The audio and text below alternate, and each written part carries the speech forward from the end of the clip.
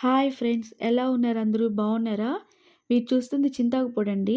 ఇది ఎలా తయారు చేసుకోవాలో ఇప్పుడు చెప్తాను. కావాల్సిన పదార్థాలు: 20 ఎండుమిర్చి, 1 స్పూన్ ధనియాలు, 1 స్పూన్ మెంతులు, 1 స్పూను జీలకర్ర అండి, 1 ఎల్లిగడ్డ, 1 కప్పొచ్చి వేరుశెనగపప్పు, 1 కప్పొచ్చి చింతాకు పొడండి.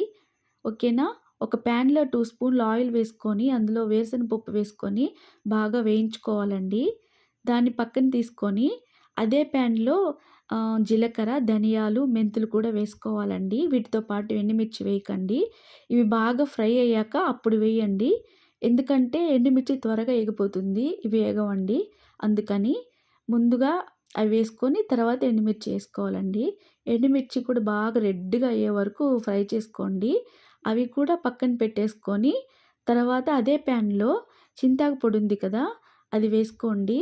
ఎందుకంటే చింతాకు పొడి అలాగే పచ్చిగా వేసుకున్నామంటే టేస్ట్ బాగుండదు.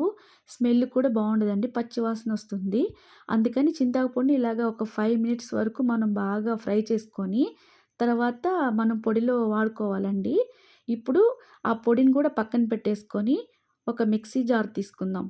మిక్సీ జార్ తీసుకొని, అందులో ఎండుమిర్చి ఏదైతే ఉంది కదా! మనం ఫ్రై చేసి పెట్టుకున్నామో అది వేసుకుందామండి. ఇవి సెపరేట్‌గా వేసుకోవాలండి. అన్నీ ఒకేసారి వేసుకున్నామనుకో మెదగదు. అందుకని ఫస్ట్ ఎండుమిర్చి వేసుకోవాలి. దాంట్లోనే 2 స్పూన్స్ సాల్ట్ వేసుకుందామండి. సాల్ట్ అనేది మీ ఆప్షనల్ అండి. మీకు నచ్చింది మీరు తినేది వేసుకోండి. నేనైతే 2 స్పూన్స్ వేస్తున్నాను. 2 స్పూన్స్ వేసి నేను ఇప్పుడు మిక్సీ జార్ పట్టేసుకుంటాను. ఇప్పుడు అదే పొడిలో ఇప్పుడు వేరుశెనగపప్పు ఉంది కదా! అది కూడా వేసుకొని దాన్ని కూడా మిక్సీ పట్టేసుకోవాలండి. తర్వాత అదే పొడిలో మళ్ళీ ఈ చింతాకు పొడి కూడా వేసుకొని, అందులో ఇప్పుడు కొంచెం పచ్చి జీలకర్ర వేసుకోవాలి. ఎందుకంటే స్మెల్ చాలా బావుంటుంది. ఫస్ట్ వేసాం కదా! అది అట్లా కాకుండా ఇప్పుడు కొంచెం వేసుకోవాలి మళ్ళీ.